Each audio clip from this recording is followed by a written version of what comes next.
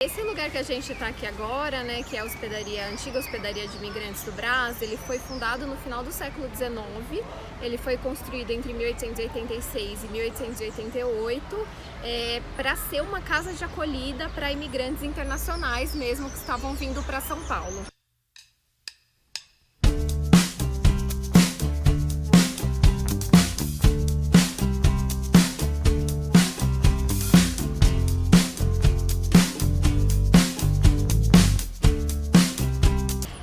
Essa construção ela ocorre num contexto muito específico aqui da história do Brasil, né, que foi o pós-abolição da escravidão. Então é um momento onde você tinha uma mão de obra trabalhando principalmente nas lavouras de café do interior do estado de São Paulo, que era praticamente toda de escravos, né? E com a abolição da escravidão, você vai ter associado a isso alguns projetos estatais, inclusive de branqueamento da população, né? Ligado a teorias eugenistas, que vão achar desinteressante dar continuidade a essa mão de obra que já existia, que era a mão de obra dos ex-escravizados. Né? No meio desse processo se entende a necessidade ou o interesse de chamar uma nova forma de mão de obra, que seria uma mão de obra branca, principalmente europeia, para vir suprir esses postos de trabalho da lavoura. Né? A italiana, dentre todos os migrantes internacionais que passaram por aqui, os italianos foram que somaram uma maior quantidade mesmo.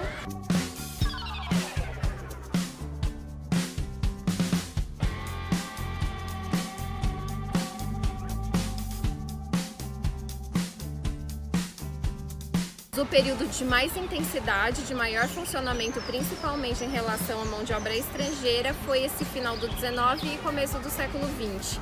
Esse período na história do Brasil ele fica conhecido como período da grande imigração, justamente porque você teve todo esse incentivo, esse apoio financeiro do Estado para trazer essa mão de obra para cá, né?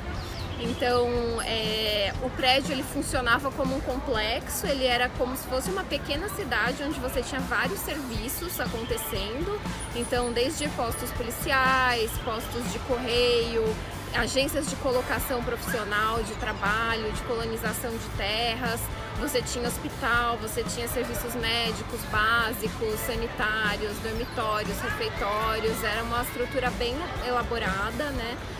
Bastante cuidadosa e funcionava mais ou menos da seguinte forma, né? O imigrante ele poderia vir para cá já com um contrato de trabalho estabelecido, então havia uma propaganda sendo feita também na Europa para atrair essa mão de obra, né? A situação econômica a gente sabe que lá também passou por períodos de bastante dificuldade, então você tinha um investimento nesse tipo de propaganda para o imigrante ser atraído para cá, então ele poderia já fechar o contrato de trabalho lá, ele tinha subsídios financeiros para fazer a viagem, ou ele poderia vir por conta própria e aqui você teria os recursos necessários também para ele fechar possíveis contratos de trabalho com fazendeiros, por exemplo, do café, né, da economia cafeeira.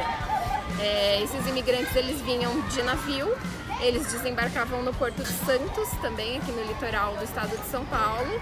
Do Porto de Santos eles pegavam um trem e o trem vinha e parava já aqui dentro do complexo da hospedaria, né?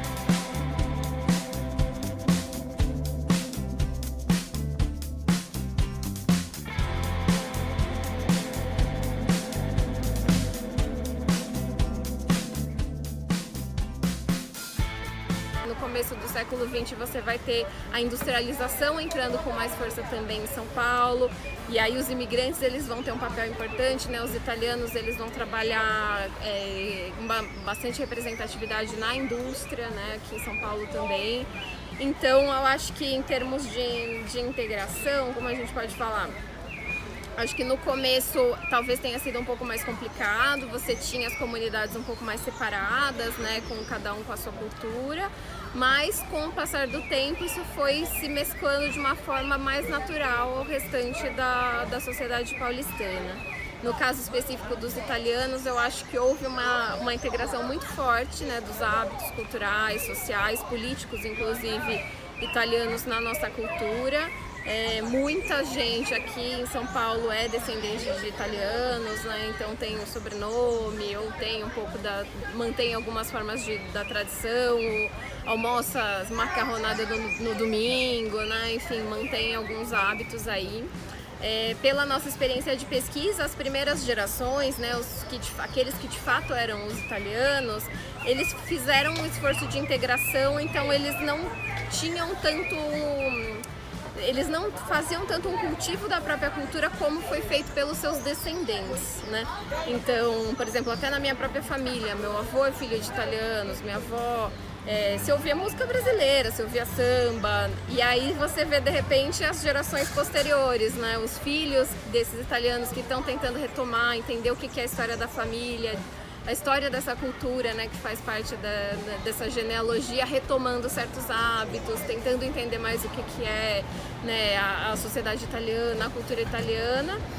Aqui em São Paulo, a gente tem algumas coisas que a gente comenta bastante entre nós hoje em dia, que é a coisa do paulistano falar alto, por exemplo, e gesticular bastante, que eu acho que pode ter sido um estranhamento a princípio, porque tem outras comunidades, outros grupos, outras nacionalidades que são mais calmas, né? Falam mais devagar, inclusive. E o paulistano, ele tem muito esse hábito, ele é muito agitado, ele fala rápido, então acho que isso pode ter um pouco a ver. A questão da alimentação, eu imagino que também deva ter sido bastante, né, estranha para um italiano que tenha chegado para cá. Então, até por isso, na hospedaria você tinha alguns alimentos que eram mais comuns à cultura europeia, mas nos relatos que a gente ouve, por exemplo, de entrevistados que passaram aqui pela hospedaria, eles estranhavam muito o hábito de se comer arroz e feijão diariamente, né? Que é uma coisa que não existe na maior parte do mundo. Você come outras coisas como ali, né, base da sua refeição. Então esse tipo de coisa deve naturalmente ter sido um pouco estranho quando eles chegavam aqui.